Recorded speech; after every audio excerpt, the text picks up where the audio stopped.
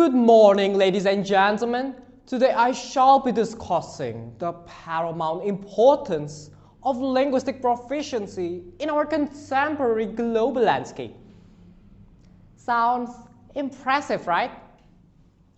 For years, many of us Indonesians think this was the key to success in English.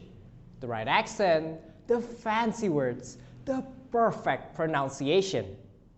But here's what nobody tells us. That's not the problem. The problem is that we've learned how to speak English fluently, but haven't learned how to make our Indonesian ideas legible to the world. Indeed, we're fluent, but we're still invisible. And that gap, that's where Indonesian innovation dies in silence. Let's take a look. An Indonesian entrepreneur walks into a global pitch. Brilliant idea, perfect grammar. Then the investor asks, "So, do you believe this will work?" The Indonesian answers, "Inshallah, maybe we can try. It's interesting, I think."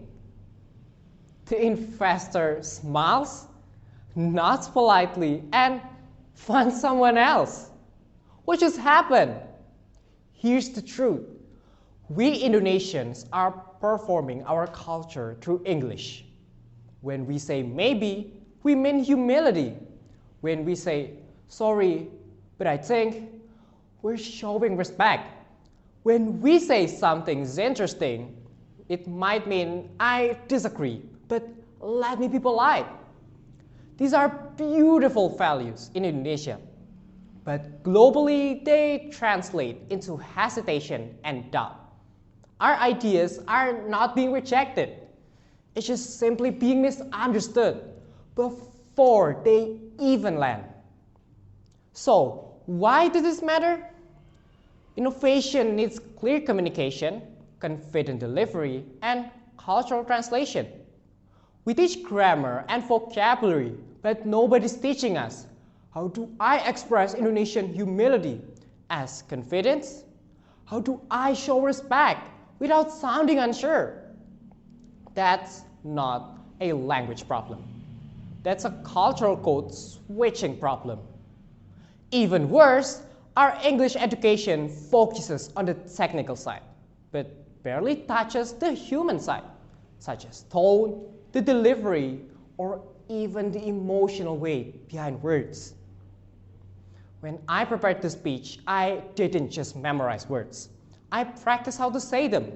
I recorded myself and asked, does my tone match my message? Do I sound like I mean it? Because you can't have perfect grammar and still say nothing. If your tone is flat, if your delivery is uncertain, then your message dies before it reaches anyone. That's the gap nobody teaches us to bridge. Not just what to say, but how to make people feel it. So what do we do? First, stop obsessing over accent. Your Indonesian English accent is proof that you're bilingual and brave. Second, start teaching cultural code switching. Not just, how do I speak English? But how do I stay Indonesian while being understood globally? And third, teach the touching side of language. Teach tone, the delivery, and how to make people feel what you're saying. Because English is just the tool. Cultural code switching and human connection? That's the real innovation. So the next time you speak English, don't try to sound like someone else. Ask yourself, am I being genuine the way I want it to be understood? Translate your culture. Have your tone. Deliver with heart. Because the world doesn't need more perfect English speakers. The world needs you. Speaking English in a way that only you can. And when you do that, Indonesian innovation won't just survive. It will be unstoppable. I am Evanocielo. Thank you for your awareness and have a wonderful day.